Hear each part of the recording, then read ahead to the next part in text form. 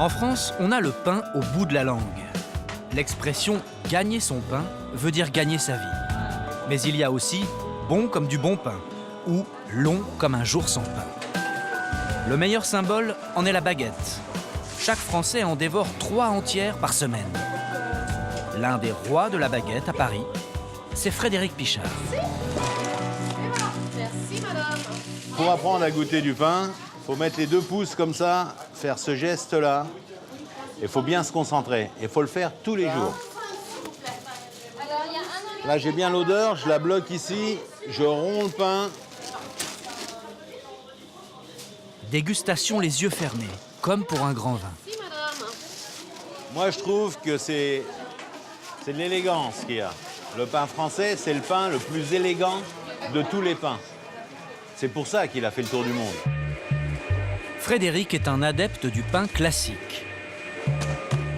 La même pâte qu'il y a 300 ans. Pas de recette fixe.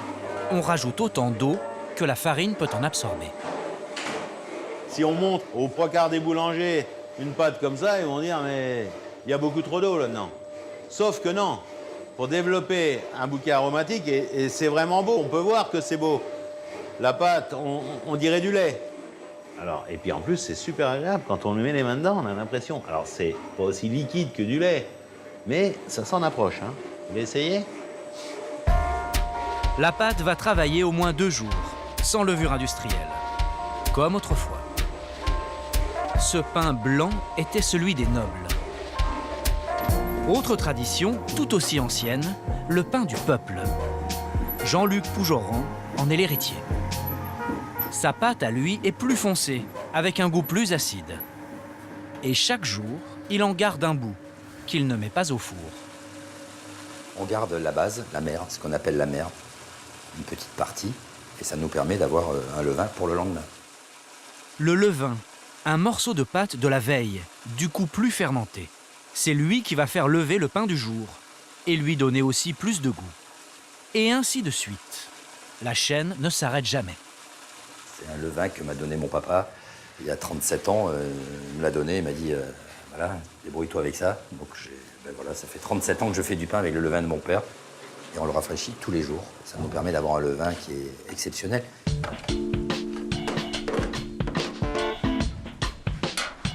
Avant de mettre au four, une entaille. C'est à la fois une signature et une soupape pour la cuisson. 75 minutes plus tard, voici la fournée, avec cette forme ovale. Chez nous, dans le sud-ouest, c'est un peu le ballon de rugby, quoi. Ça ressemble... c'est vraiment le ballon qu'on se donne. Voilà, on est plus rugby que foot chez nous.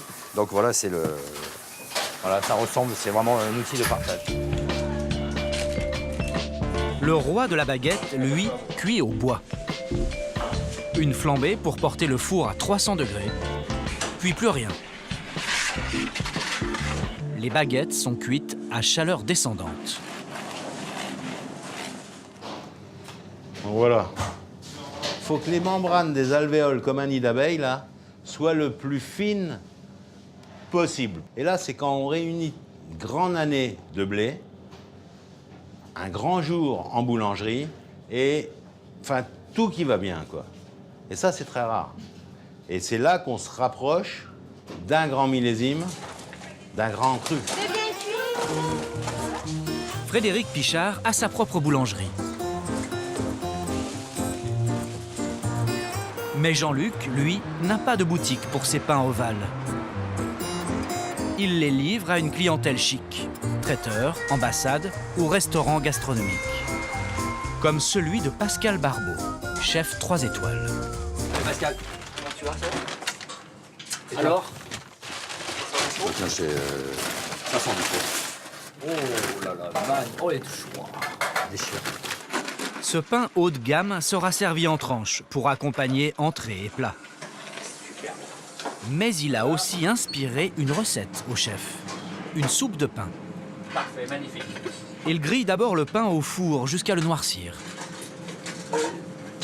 On le fait infuser dans un bouillon, dans un bon bouillon de bœuf. On ajoute quelques copeaux de lard fumé grillé, toujours sur ces notes de grillé. Un petit peu de fleur de sel. Ensuite de la moutarde. Et pour renforcer un petit peu ce côté acidulé, ce côté aigre, le secret, c'est 2 petits cornichons. Très souvent, dans des recettes, on va trouver le pain donc dans une farce qui va jouer le rôle du liant, le pain va jouer le rôle de l'éponge. Mais dans cette recette, le pain est l'ingrédient principal. Donc apporte le goût, la texture, la mâche, la longueur en bouche, la fraîcheur. Chin, hein. Chin, hein. Au partage et Au partage. amitié. Exactement.